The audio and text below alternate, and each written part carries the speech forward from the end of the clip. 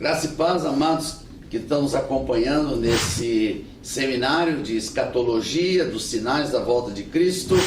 Nós vamos dar continuidade ao assunto que começamos, o módulo que começamos semana passada, que são os sinais da volta de Cristo numa sequência cronológica. Começamos falando dos sinais sobre Israel, vamos continuar porque Israel é o ponteiro do relógio de Deus. Essa é a minha concepção. Eu tenho visto muitas pessoas falar o relógio de Deus. Eu acho que é um pouco forte que Israel é o relógio de Deus. Não, Deus tem o seu relógio e Israel é o ponteiro do relógio de Deus que vai despertar na hora que Deus determinar. Então, sobre Israel é importante nós vemos as profecias. Cada profecia sobre Israel, mesmo as antigas, que já se cumpriram, todas elas apontam para a volta de Cristo, por incrível que pareça. Algumas pessoas começam a estudar esse assunto do livro de Apocalipse para frente, mas nós gostamos de ver desde Israel, que é o ponteiro do relógio de Deus, porque Jesus falou, olhai para a figueira é Israel. Então o próprio Jesus nos ordenou que a gente olhe para a figueira, olhe para Israel. Então nós temos que ver as profecias de Israel. E na sequência, nós vimos a semana passada um grande sinal que foi a volta de Israel a ser nação. Isso foi forte demais. É um país que foi ser nação do nada, num dia. Pegue a fita da semana passada e você vai ver tudo que nós falamos sobre o nascimento de Israel em 1948. E um outro sinal importante dentro ainda desse restabelecimento de Israel é outra coisa forte historicamente. Não existe nenhuma nação da terra que possa, depois de 2000 anos que deixou de ser nação, que deixou de ter sua pátria, que deixou de falar sua língua e começou a falar línguas de todos os lugares onde eles foram dispersos. Então quem foi para a Rússia começou a falar russo, quem foi para os Estados Unidos, inglês, quem foi para a França, francês. Então a língua foi perdida, mas quando Israel voltou a ser nação, agora é uma nação formada de nada, como se diz, do mundo, encaixou alguém ali no mundo que já existia toda uma divisão de países e continentes, encaixou-se Israel em 1948, e que coisa interessante, isso é um grande sinal, a restauração da língua hebraica, muito forte, lógico que ela contemporizada, modernizada, mas a língua hebraica, a mesma língua que eles tinham há 2000 anos atrás. E Deus usou alguém para restaurar assim. Isso é uma coisa histórica. Isso é uma coisa assim, de um relacionamento de uma língua que isso é inédito, é única, não existe outro na história. Isso é inédito, é único. E você pode alguns até falam 2.400 anos. Israel esteve deserto, esteve fora da nação, desde que foi do regresso da Babilônia, todas aquelas coisas que não estão muito interessados agora no momento para a gente entender isso, apenas a restauração da língua, depois de 2000 anos, com certeza absoluta, é algo inédito e histórico. O próximo sinal que me interessa sobre Israel, eu vou falar da profecia primeiro, e nós vamos falar sobre deserto agora. Você sabe muito bem que Israel tem desertos famosos, tem o deserto da Judéia, tem o deserto de Negev, ou Negev, depende da tradução, mas há algo atrás dessa questão de deserto. Porque quando esse povo de Israel foi para a terra prometida na época de Moisés, essa terra era como o jardim do Éden, porque era uma terra que manava leite e mel, era uma terra poderosa. Mas havia uma profecia, nós já falamos disso semana passada, que essa terra, por causa da desobediência de Israel, ela se tornaria em deserto. Eu vou até relembrar essa profecia, está no livro de Levítico, capítulo 26, verso 33, a profecia antiga que tornaria Israel um deserto, se eles não obedecessem à voz do Senhor. Vamos ler então esse texto. Espalhar-vos-ei por entre as nações, desembainharei a espada atrás de vós, a vossa terra será assolada, as vossas cidades ficarão desertas. Essa foi a palavra profética, ela já se cumpriu. Isso já aconteceu. Veja, era uma coisa interessante, cada vez que um povo subjugava Israel, cada vez que Israel se tornava escravo de um outro povo, havia cada vez mais um desmatamento, né? Havia até casos, não vou entrar no detalhe aqui, que também não é necessário, mas havia povos que subjugaram Israel e cobravam dos judeus imposto sobre as árvores que eles tinham. E para não pagar impostos, as árvores foram sendo cortadas. E sem árvores, sem a parte do oxigênio que as árvores produzem, sem a chuva, porque aquilo foi perdendo, se tornou um deserto. E veja uma coisa tremenda, mas como é que Deus vai restaurar Israel se não restaurar a terra deles? Israel se tornou uma nação em 1948 porque havia uma profecia, mas também sobre o deserto havia uma outra profecia. E eu quero ler Ezequiel, capítulo 36, o verso 33 até o 35, são dois textos importantes que nós estamos aqui. Veja que profecia forte. Os mesmos profetas, como Ezequiel, como Jeremias, Isaías, que foram usados para declarar que um dia Jacó ou Israel voltaria a ser nação, também profetizaram sobre o reflorestamento do deserto, ou o reflorescimento do deserto. Então vamos lá. Assim diz o Senhor Deus: no dia em que eu vos purificar de todas as vossas maldades, então farei que sejam habitadas as cidades, e sejam edificados os lugares devastados. Olha, presta atenção, a terra assolada se lavrará, e em vez de estar desolada aos olhos de todos que passam, dirão: essa terra desolada ficou como o jardim do Éden. As cidades solitárias, desoladas e destruídas estão fortificadas e habitadas. É uma coisa fantástica. Quando você vai a Israel, o deserto, a terra parece que está lá, mas naquele deserto foram plantadas milhões de árvores, foram coisas tremendas, drenaram os pântanos, desviaram parte do Rio Jordão, fizeram uma transferência, um encanamento poderoso de quilômetros, trazendo a água do Jordão para o deserto. E aquilo começou, você passa em Israel, é uma coisa fantástica, você vê as frutas, os pomares, as flores, no meio do deserto, porque o deserto refloresceu, e é uma coisa tão bonita, né? Eu tenho aqui, por exemplo, uma reportagem do jornal Estado de São Paulo, de 1983, eu vou repetir, 1983, Israel já tinha voltado a ser nação, porque foi em 48, em 1983 saiu uma foto mostrando o deserto totalmente florido e cheio de frutos. E o título da reportagem era: o deserto recebeu água e frutificou. Além disso, Deus usa a própria natureza para que isso aconteça. Você vai ver agora um vídeo que está na internet, é um vídeo famoso. Que coisa linda, eu fico emocionado toda vez que eu vejo esse vídeo, quando aquela água começa a descer para o deserto, e depois que ela desce e invade o deserto, aquilo refloresce, você vai ver as plantas, o gramado, é algo assim, é fenomenal para você ver o poder de Deus. Quando Deus dá uma palavra profética, não há deserto que segura, não há sol que segura, não há inferno que segura, não há homem que segura. Eu continuo dizendo que se há uma palavra profética sobre a tua vida, não, você pode olhar que parece que está um deserto a tua vida, parece que a tua vida não tem mais solução. Vai frutificar, porque é a palavra de Deus. Veja esse vídeo agora, em nome de Jesus. O Negueb está hoje localizado no extremo sul da Palestina.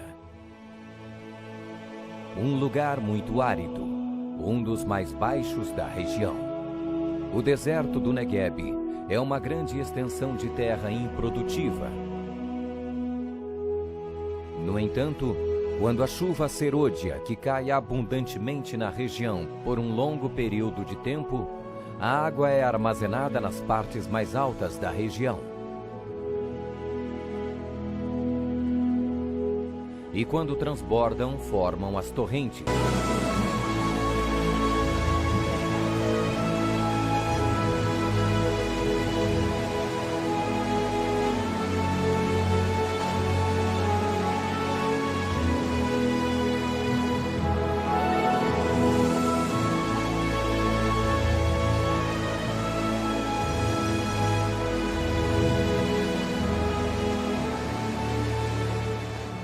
Quando o rio desaparece pela evaporação, o deserto se transforma em um manancial com as mais belas flores e um verde onde somente no Negueb se pode encontrar.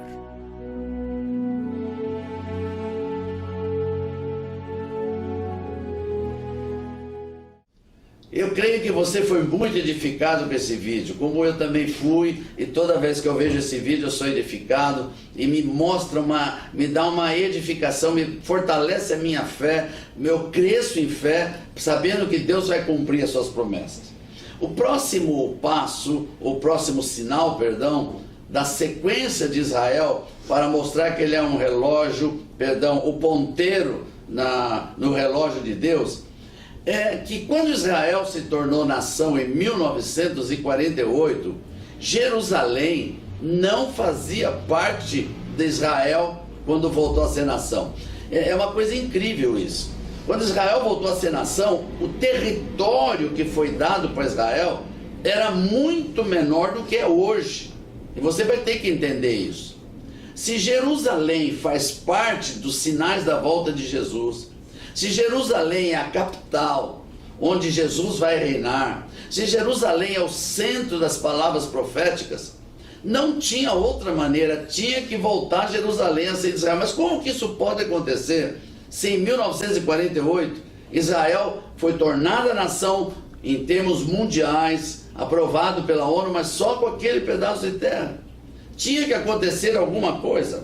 E aí você vai lembrar da famosa Guerra dos 6 dias. Olha que coisa profética. Se você pegou o primeiro vídeo meu, que fala da opção e da teoria dos 6 dias da criação, provando a volta de Cristo em 6.000 anos, você vai entender que todo o número 6 fala do tempo do homem. E a guerra que foi travada por Israel foi chamada Guerra de 6 dias. E o que aconteceu nessa guerra de 6 dias? Essa guerra foi profetizada. Essa guerra não tem nada a ver com Armagedon. Essa foi uma guerra para que Deus pudesse usar esse momento para que Israel reconquistasse Jerusalém. Veja que coisa forte. Eu vou ler para você alguns versículos e você vai entender sobre essa guerra, e nós vamos falar agora sobre essa guerra. Isaías 19, verso 16 e verso 17, diz assim: naquele tempo os egípcios serão como mulheres, e tremerão, e temerão por causa da mão erguida que o Senhor dos Exércitos levanta contra eles. E a terra de Judá será um terror para os egípcios. Todo aquele a quem isso se anunciar se assombrará, por causa do propósito do Senhor dos Exércitos, do que determinou contra eles. Vou ler mais um texto antes para que fortaleça a sua fé nessa palavra. Amós, capítulo 9, verso 15. Vamos lá. Plantá-lo-ei na sua própria terra, e não serão mais arrancados da terra que lhe dei, diz o Senhor teu Deus. Escuta o que eu vou falar. Isto aqui, esta palavra de Amós, encerra essa questão de Israel como lugar. Não tem mais alternativa, ninguém pode tirar Israel de lá, não tem. Pode se levantar quem quiser, qualquer exército, pode se levantar o que você imagina nessa terra. Deus falou que eles nunca mais sairão de lá, e não tem como tirar. Então veja, o que aconteceu nessa guerra que foi em 1967, guarde bem essa data, 1967. Israel se tornou nação em 1948. E quando chegou em 67, não foi muitos anos depois, 48 para 67, você vai ver que vai dar aí 19 anos. Não chegou, maioridade. Israel estava na sua maioridade, ele não tinha tempo, em 19 anos não dava para preparar um exército, nesse tempo ele não tinha como preparar, né, um exército suficiente para que 18 anos, vamos dizer assim, ele não teria como preparar isso, ter uma estrutura de defesa. Como que aconteceu? Os árabes se juntaram, porque eles não queriam que Israel existisse. Eles não queriam, eles estavam contra isso, estavam esperando uma oportunidade. E quando chegou em junho dia 3 de junho de 1967, 50 milhões era o número do exército do inimigo comandado pelo Egito.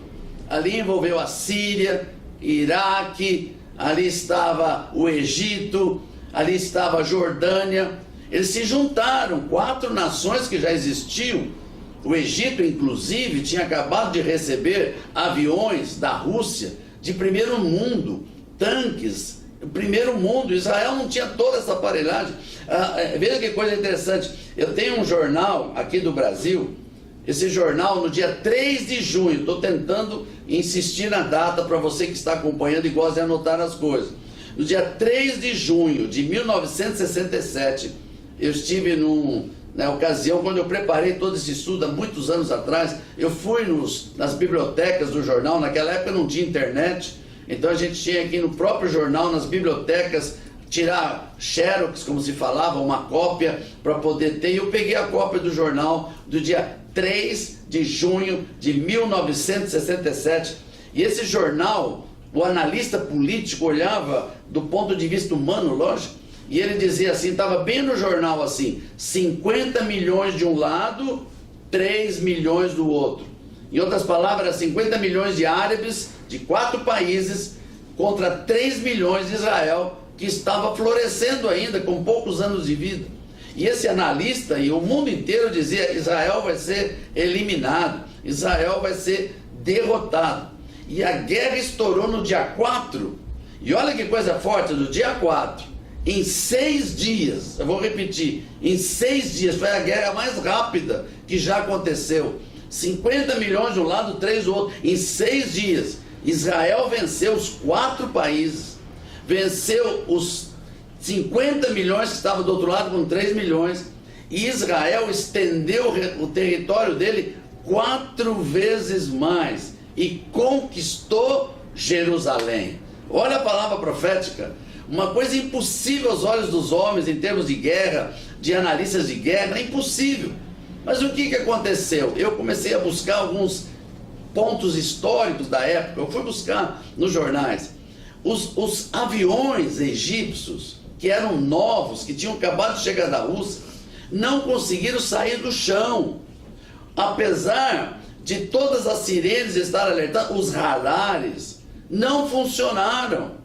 E eles foram abatidos no solo. Os aviões egípcios foram destruídos no solo, sem conseguir sair. Você não crê que os anjos de Deus trabalharam pelo povo que é de Deus? Você não crê que quando Deus deu uma palavra para o seu povo, os anjos não iam trabalhar? Os anjos destruindo radares e os tanques, parece que não saiu do lugar, mesmo o tanque com combustível, parece que estavam emperrados no lugar. Busca as histórias dessa época, vai atrás, agora na internet é mais fácil, você vai ver cada história fantástica de guerra, como que os exércitos de 50 milhões não conseguiam sair do lugar. Eu consegui um jornal cristão da época, muito interessante. Esse jornal conta a experiência de um soldado judeu, ele chamado Abraham Eliezer, era o nome desse judeu. E ele narra o seu testemunho, porque para ele foi impactante.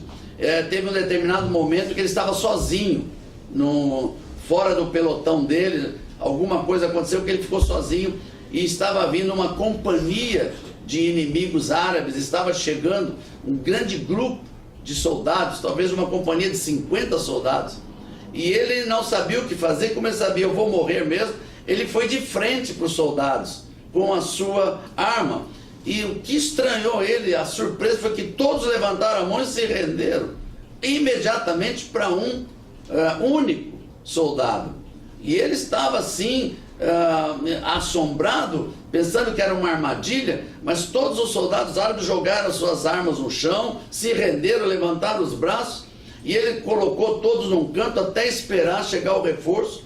E quando o reforço chegou dele, prenderam aqueles árabes. E aí, quando eles estavam todos presos já, esse Abraham Eliezer foi falar com um deles, com o comandante daquele destacamento, e disse: como que aconteceu? Eu sozinho prendi todos vocês? E o comandante falou: como assim? Você está errado. Você tem mais de 500 pessoas com você. Como que eles viram? Eles não tinham soldados, eles viram os anjos de Deus. Mais de 500. Foi suficiente para eles se renderem para um fisicamente. Os anjos de Deus lutaram por Israel. Isso para você saber que os milagres são tremendos. Deus move céus e terra. Eu não sei se eu vou conseguir mostrar, vou pedir para o Diego me ajudar aqui, eu vou até mais perto para tentar mostrar isso aqui, e nós vamos vendo aí se é possível, Diego. Você acha que é possível mostrar esse aqui que eu estou apresentando? Esse mapa aqui, olha, é quando Israel se tornou nação. Essa parte escura é a parte de Israel. Essa aqui é a nação, ó, 1948. Jerusalém está aqui, ó. Jerusalém está fora. Jerusalém não fazia parte. Depois da Guerra dos 6 Dias, olha como ficou. Jerusalém agora faz parte. Israel conquistou tudo isso em 6 dias, porque Deus e os seus anjos lutaram por Israel. É muito forte quando Deus dá uma palavra profética e você olha as circunstâncias humanas e pensa que vai ser impossível. Você chega à conclusão que Deus vai mover céus e terra, vai usar todos os recursos do céu para que esta palavra se cumpra. E a última parte que eu quero ainda falar hoje, para terminar, eu quero dar sempre um pouquinho para você ficar com gosto dos próximos, para que a gente também não afogue você com tanta informação, mas que você vai diluindo isso durante a semana. Anote, pesquise. Você que gosta desse assunto e quer entender os sinais da volta de Cristo, já que estamos tão perto da volta de Cristo. Então, por que Israel é importante? E por que Jerusalém é importante para Israel? Quando voltou a ser nação, Jerusalém não estava, mas agora precisava conquistar. E numa guerra de 6 dias, que não foi provocada por Israel, foi provocada pelos árabes. Eles tentaram tirar Israel do mapa, mas o que foi invertida, porque Israel conquistou mais 4 vezes mais do seu território. Veja, quando Israel se tornou nação, Israel precisava de uma capital. Isso é jurídico, eu estou falando de coisas jurídicas. Precisava de uma capital civil para que fosse registrado. Então Tel Aviv se tornou a capital de Israel, mas Jerusalém não fazia parte. Agora Israel conquista Jerusalém em 1980, Jerusalém já faz parte, conquistou em 1967. Mas como resolver esse problema? Porque Jerusalém é a capital de Israel, mas juridicamente é Tel Aviv. Então eu tenho aqui no dia 23 de julho de 1980,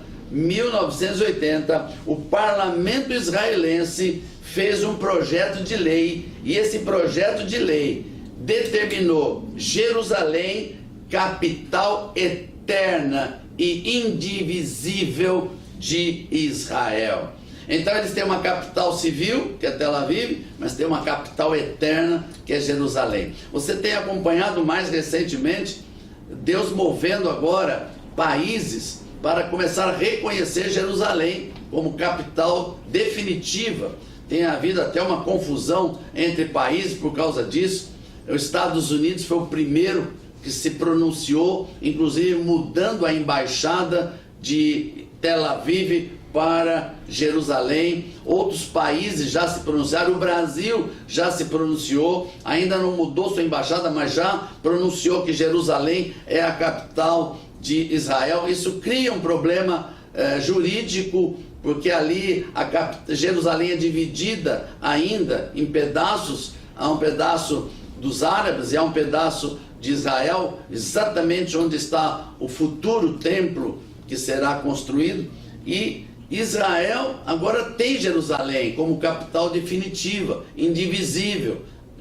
Não está ainda oficializada a civil, mas isso vai ser, não tenho dúvida. Por quê? Porque Jerusalém é o ápice dos sinais da volta de Cristo. É lá que vai ser construído o terceiro templo. É lá que o anticristo vai sentar no Santo dos Santos e se declarar como Deus. É lá que será feita o início da última guerra. É lá que quando Jesus voltar com a igreja, que será na segunda vinda, vai reinar lá, vai ser de lá o reino. Será lá estabelecido o reino de Deus através de Jesus. E quando você pega essa questão de Jerusalém, você começa a olhar na Bíblia assim, passo a passo, e eu vou só te dar um resuminho aqui para nós só encerrarmos esse assunto da importância de Jerusalém para Israel e para os sinais proféticos.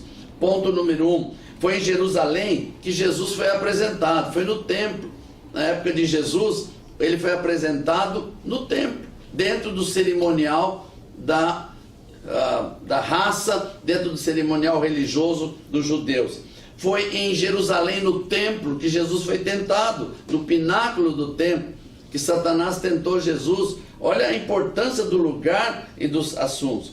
Foi ali em Jerusalém que Jesus fez o famoso lamento, Jerusalém, Jerusalém, né? E fez um choro sobre a cidade de Jerusalém. Foi ali onde Jesus chorou, pela primeira vez, ele chorou sobre a cidade, né? Não só quando ele estava em Samaria, ou em Betânia, perdão, por causa de Lázaro, mas agora ele chorou sobre Jerusalém, ali, olhando aquele povo, e teve um tremendo choro verdadeiro. Foi ali que o povo presenciou a maior parte dos milagres de Jesus. Grande parte de milagres de Jesus aconteceu ali em Jerusalém. Foi dali de Jerusalém que o evangelho começou depois. Foi ali em Jerusalém que o Espírito Santo desceu sobre os discípulos, batizou cada um deles com o Espírito Santo, e eles se tornaram poderosos, e dali saiu o evangelho para todas as partes do mundo. Nós somos resultados do evangelho que saiu de Jerusalém. Foi ali em Jerusalém que Jesus foi julgado, foi ali que ele foi condenado, foi ali que ele foi crucificado, e foi ali que ele ressuscitou dos mortos. Aleluia! E foi ali, na entrada triunfal de Jesus, antes da morte dele, que pela primeira vez ele aceitou ser proclamado príncipe e rei da paz, quando ele fez aquela entrada triunfal em Jerusalém, montado num jumentinho. Aleluia! E foi ali a descida pela primeira vez do Espírito Santo. Por isso, Jerusalém teria que fazer parte de Israel, mesmo que não tinha sido conquistado, uma hora ou outra, mas Deus preparou que os próprios inimigos tentassem destruir Israel, e através disso, em 6 dias, Israel venceu e conquistou Jerusalém. E Amós encerra o assunto, e eu já li Amós para você, quando Deus usa o profeta Amós dizer: jamais Israel será tirada dali. Aleluia! Eu quero parar aqui esse estudo de hoje, porque eu vou começar a falar agora nas próximas sobre a reconstrução do templo, como que está acontecendo a reconstrução do templo, e esse é um sinal que ainda não aconteceu. Até agora, todos os sinais que eu falei já aconteceram, já se tornaram realidade. Não são mais sinais a acontecer, já se tornaram. Por que são importantes a gente ver isso? Porque se tem sinais proféticos que já aconteceram, então o sinal que ainda não aconteceu vai acontecer, e isso para mim é óbvio. Então, se eu tenho 15 profecias, 14 já se cumpriram, a última vai se cumprir também, que é a reconstrução do templo. E nós vamos falar na próxima reunião contigo, na próxima semana, sobre a reconstrução do templo. Vamos falar também sobre a apostasia, e vamos estar começando a nos preparar para falar do grande momento antes do anticristo, que é o arrebatamento da igreja. E nós vamos entrar em todos esses pontos até chegarmos na situação atual que estamos vivendo hoje, e porque essa pandemia já está sendo trazida ao mundo, e outras ondas já estão falando, e o mundo, a partir de agora, nunca mais será o mesmo. É impossível voltarmos atrás, porque já caminhamos para o fim dos tempos. Eu te abençoo, espero que você tenha sido abençoado com esse estudo, espero que você vá buscar na palavra. Não fique vendo na internet o que falam, porque tem gente para todo tipo. Infelizmente, tem aqueles que falam coisas certas, tem os que extrapolam com ideias. Vá na palavra, Busque a palavra de Deus, vai buscar as profecias, vai buscar o livro de Daniel, vai buscar o livro de Apocalipse. Você tem tudo o que você precisa para entender os tempos de agora, em nome de Jesus. Te abençoo, fica na bênção de Deus e até a próxima semana, em nome de Jesus.